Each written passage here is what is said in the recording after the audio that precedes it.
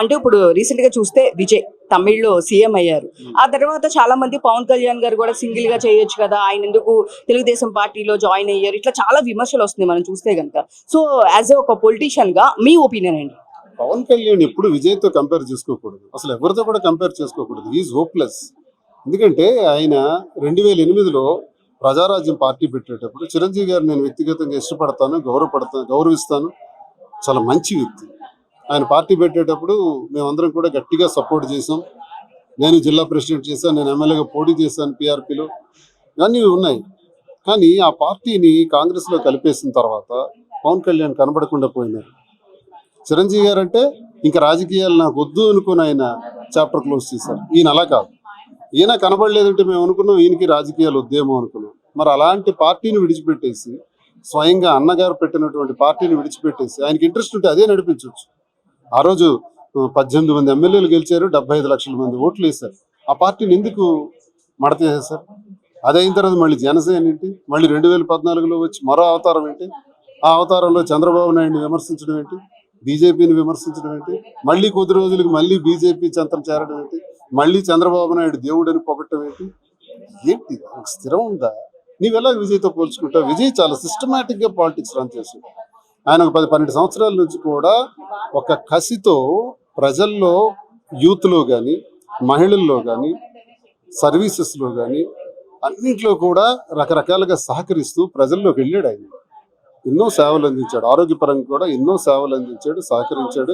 12 సంవత్సరాల నుంచి ఒక ఆర్గనైజేషన్ డెవలప్ చేసుకున్నాడు. ఆయన పేరు పెట్టి పోటీ చేస్తే 160 మంది లోకల్ బాడీస్లో గెలిచారు. ఆ తర్వాత ఆయన ఆప్షన్గా దొరికాడు. ద్రవిడ రాజకీయాల్ని చెక్ పెట్టే విధంగా ఒక గొప్ప కొత్త రాజకీయానికి తెరతీశాడు. ప్రజలు అంగీకరించారు, గెలిపించారు. ఈరోజు ముఖ్యమంత్రి అయ్యాడు. ఆయనతో పవన్ కళ్యాణ్ పోల్చడానికి అంటే చాలా మంది ఇప్పుడు చూస్తే కనుక ఎందుకు ఈయన ఇలా పోటీ చేశారు, అక్కడ సింగిల్ గా 2 yearsకే ఆయన గెలవడం, డైరెక్ట్ గా సీఎం అయ్యే దీనికి వచ్చారు అని చెప్పేసి ఉంది. సో మీరేమంటారు? అంటే కంపారిజన్ ఇప్పుడు తెలుగు రాష్ట్రాల్లో విజయ్ గారు గెలిచిన తర్వాత చాలా ఎక్కువ ఉంది. విజయ్తో పవన్ కళ్యాణ్ ఎప్పుడూ పోల్చకూడదు. పవన్ కళ్యాణ్ అసమర్థుడు నా దృష్టిలో. పవన్ కళ్యాణ్కి ఆ శక్తి లేదు, ప్రజలకు ఆ కాన్ఫిడెన్స్ ఇవ్వలేడు. కాబట్టి ఆయన వ్యక్తిగతంగా కూడా ఓడిపోయినాడు. ఎమ్మెల్యేగా కూడా ఆయన గెలవలేకపోయాడు. ఒంటరిగా పోటీ చేస్తే ఆయనకు వచ్చే ఓట్ షేర్ 5 to 6%. టీడీపీతో కలవటం వల్ల 95% ఓట్ షేర్ ఏడై గెలిచాడు. టీడీపీతో కలగకపోతే ఆయన జన్మలో గెలవలేడు. అది ఆయనకు తెలుసు కాబట్టి నేను చేరానంటాడు. ఎవరో ఊర్లో పెళ్లికి ఇస్తరాకుల సందడి, కుక్కలకి ఇస్తరాకుల సందడి. కుక్కలు ఎవరు ఇక్కడ? ఎవరిని కుక్కలు అనాలనుకుంటున్నావు? నీ చేతగాంతనాన్ని ఎవరి మీద నెట్టేయాలనుకుంటున్నావు? అంటే నీ అభిమానులు కొంటున్నావా? నీ అభిమానులే కదా అడుగుతున్నారు ఈరోజు.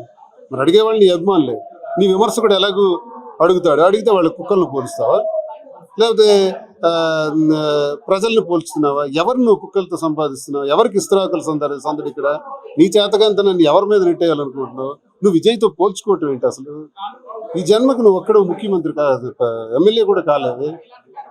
ఇప్పుడు అలాంటి వాళ్ళు ఉన్నామంటే, నేను 25 సంవత్సరాల నుంచి రాజకీయాల్లో కష్టపడుతూ ఏ బ్యాక్గ్రౌండ్ లేకుండా కష్టపడి నేను ఎమ్మెల్యేగా, ఎంపీగా పోటీ చేసి 3-4 వేల ఓట్లతో పోయాను. పోయేటప్పుడు మాకు చాలా బాధ అనిపించింది. ఒక ఎమ్మెల్యే గెలవాలన్నా, ఎంపీగా గెలవాలన్నా, ఎంపీతో 3,000 ఓట్లతో పోయాను ఎంపీగా. అప్పుడు ఎంత కష్టం అన్నది మాకు తెలుసు. మీకు ఆ కష్టం తెలియదు, మీకు ఆ బాధ తెలియదు. ఏదో టీడీపీతో చేయి కలిపేసి గెలిచేసినంత మాత్రం అది మీ గెలుపు అనుకోవటం. 21 స్థానాల్లో నేను గెలిచేశాను, పెద్ద మ్యాండేట్ తెచ్చాను. ఏది 21 మందికి ఇండివిజువల్ మీ పార్టీ తరఫున జనసేన నుంచి పోటీ చేయమనండి. జగన్మోహన్ రెడ్డిని జనసేన ద్వారా ఎదుర్కోండి దమ్ముంటే, లేదా చంద్రబాబు నాయుడికి తెలుగుదేశం ద్వారా ఎదుర్కోమనండి. వీళ్ళు ఎదుర్కోలేరు. కలిస్తేనే ఎదుర్కోగలరు, కలవకపోతే ఓడిపోతారు. జగన్మోహన్ రెడ్డి వ్యక్తిగతంగా కూడా బలవంతుడు, దమ్మున్న లీడర్. సరే, గెలుపుకోవటంలో అన్నది అత్యంత సహజమైంది. మళ్ళీ రోజులు వస్తే ఆయన ముఖ్యమంత్రి అవుతారు. సో అంటే మీరు ఏదో పాదయాత్ర స్టార్ట్ చేస్తున్నారని చెప్పారు, ఏంటి అసలు కదా, ఎక్కడి నుంచి ఏంటి? అంటే నా కాన్స్టిట్యున్సీలో శ్రీకాకుళం జిల్లాలో ప్రజా సమస్యలన్నీ కనిపెడుతున్నాం. ఈ 2 ఏళ్లలో కూడా అపరిష్కృతంగా చాలా సమస్యలు ఉన్నాయి. మా టైంలో ఒక పోర్టు తెచ్చాం, ఆ పోర్టు పూర్తి చేయలేకపోయినారు. మరి వైద్యంలో పూర్తిగా ఫెయిల్ అయినారు, వ్యవసాయ రంగంలో పూర్తిగా ఫెయిల్ అయ్యారు. విద్యార్థులకు ఫీజు రియంబర్స్మెంట్ లేదు, కొత్తగా ఒక్క పెన్షన్ కూడా ఇవ్వట్లేదు. అన్ని రంగాల్లో కూడా ఈ కూటమి ప్రభుత్వం ఫెయిల్ అయింది. దీనిపైన మళ్ళీ ప్రజల్లోకి వెళ్ళాలి, గడప గడపకు వెళ్ళాలి, పాదయాత్ర చేయాలని ఒక ఆలోచనతో ఉన్నాను. ఆ టైం వచ్చేటప్పుడు చెప్తాను. అంటే ఇప్పుడు మీరు ఇండివిజువల్ గా పోటీ చేస్తారా, వైఎస్ఆర్సీపీ నుంచి పోటీ చేస్తారా అని క్లారిటీ ఇస్తారా? శ్రీకాకుళం జిల్లాలో నాకు ధర్మాన సోదరులకి మధ్య గొడవ రగులుతుంది. జగన్మోహన్ రెడ్డి గారు ఎప్పుడు కూడా నన్ను సస్పెండ్ చేయరు. ఆయనకి నాకు వ్యక్తిగతంగా చాలా సత్సంబంధాలు ఉన్నాయి. ఆయన నాకు చాలా సందర్భాల్లో మంచి అవకాశాన్ని ఇచ్చి నిల్చోబెట్టినటువంటి వ్యక్తి. కానీ ఆయనకి నాకు మధ్య తెచ్చినటువంటి గ్యాప్ ఎలా రేపు క్లియర్ అవుతుందో చూస్తాను. ఆ గ్యాప్ని అధిష్టానం ఎలా క్లియర్ చేస్తుందో చూస్తాను. ఒకవేళ గ్యాప్ని క్లియర్ చేయలేకపోతే ఇండిపెండెంట్గా ఉంటాను. సో అంటే ఇప్పుడు మీరు బిజినెస్ చేస్తున్నారు, పక్కన పాలిటిక్స్ ఇప్పుడు 2 years లో యాక్టివ్ అవ్వాల్సి వస్తుంది కదా, మరి ఇవన్నీ ఎలా మేనేజ్ చేయడం కుదురు? కోఆర్డినేట్ చేస్తాను. ప్రతి వారం కాన్స్టిట్యున్సీకి వెళ్తాను. కాన్స్టిట్యున్సీలో ఒక వారం రోజులు ప్రతి ఊరు తిరుగుతా, అందరినీ కలుసుకుంటా, మళ్ళీ వచ్చి వ్యాపారం చూస్తా, అన్నింట్లో కూడా ఉంటా. సో అంటే సినిమా కూడా చేస్తున్నారని విన్నాం మీరు, మాధురి గారు. ఏం సినిమా, ఏంటి డీటెయిల్స్ చెప్తారా? మాదిరి మొన్న చీన్ టపాక్ డుమ్ అని ఒక చిత్రంలో నటించారు. నేను వాలంటీర్ అని ఒక సినిమాలో నటించాను. ఇప్పుడు ఏంటంటే కొత్తగా పలానా వారి అబ్బాయి అన్నటువంటి ఒక సినిమాలో ఒక ఎమ్మెల్యే క్యారెక్టర్ వేస్తాను. చూద్దాం. సో ఇప్పుడు చూసుకుంటే కనుక ఎట్ ప్రెసెంట్ తెలంగాణ పాలిటిక్స్ లో కూడా తనకి ఆఫర్స్ వస్తున్నాయని మాధురి గారు చెప్పారు. మీరేం చెప్తారు? నేను హైదరాబాద్ వచ్చింది కేవలం వ్యాపారం కోసం, రాజకీయాల కోసం కాదు. చూద్దాం టైం ఎలా ముందుకెళ్తుందో. అన్నిటికీ మనమే సమాధానం చెప్పకూడదు. కొన్నింటికి కాలమే సమాధానం చెప్తుంది. కొన్ని ప్రశ్నలకు సమాధానం టైమే చెప్తుంది. చూద్దాం. సో అంటే చూస్తే కనుక ఇప్పుడు రీసెంట్ గా మీ మీద మళ్ళీ సోషల్ మీడియాలో ఇప్పుడు తనుజ బర్త్డే చేశారని, లేదు అంటే తిరుపతి మన కనకదుర్గమ్మ గుడి దగ్గర కానీ, ఇట్లా తిరుపతి వెళ్ళినప్పుడు ఇట్లా ప్రతి చోట మీ మీద మళ్ళీ ఇష్యూస్ అనేది నెగిటివ్ వస్తూనే ఉన్నాయి. ఎవరైనా కావాలని చేస్తున్నారంటారు, ఏమంటారు? కావాలని ఇప్పుడు తిరుపతి చాలా మంది వెళ్తున్నారు, చాలా మంది పుట్టినరోజులు చేసుకుంటున్నారు. తనుజ ఆ రోజు మాతో రావటం జరిగింది, పుట్టినరోజు అని చెప్పడం జరిగింది.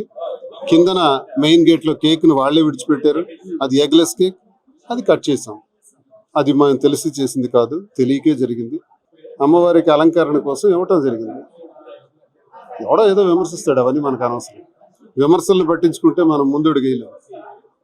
అంటే చాలా మంది మీరు పాలిటిక్స్ గా వెనుకబడడానికి కారణము మీ పర్సనల్ లైఫ్ అని చెప్పి ఇప్పటికీ చాలా మంది మాట్లాడుతుంటారు. పాజిటివ్ ఎంత ఉందో నెగిటివ్ కూడా అంతే ఉంటుంది. సో మీరేమో ఎప్పుడు నేను అందరినీ సమానంగా చూసుకుంటూ వెళ్తూనే ఉంటారు. మీరు ఈ నెగిటివిటీని ఎట్లా ఫేస్ చేస్తారు? నేనేమి వెనుకబడలేదండి. పాలిటిక్స్ లో నేను పీక్స్ లో ఉన్నాను. ఎన్నికలు వస్తే చూపెడతా. అపోజిషన్ లో ఉండి ఈరోజు పార్టీ సస్పెండ్ చేసిన వ్యక్తిగతంగా నా రోల్ నేను చేస్తున్నాను. నా పని నేను చేయగలుగుతున్నాను. ప్రతి గ్రామాలకు వెళ్తున్నాను. ప్రభుత్వ సమస్యల్ని ఎలుగెత్తి మాట్లాడుతున్నాను. ఎక్కడికక్కడే నేను పర్యటనలు చేస్తున్నాను. ఏది నేను విడిచిపెట్టలా. నేనేం విడిచిపెట్టే ప్రసక్తి లేదు, ఎవరు నన్ను ఆపేది లేదు. సో అంతే ఇందాక చెప్పారు మీరు ఫేవరెట్ ఏదైనా ఒక సాంగ్ మాధురి గారికి చెప్పండి అంటే ఏ సాంగ్ చెప్తారు? ఏ సాంగ్ అంటే ఇష్టం? సీరియస్ గా ఇంటర్వ్యూ జరిగింది కదా, సరదాగా ఉన్నప్పుడు మాట్లాడుతున్నాను. All the best.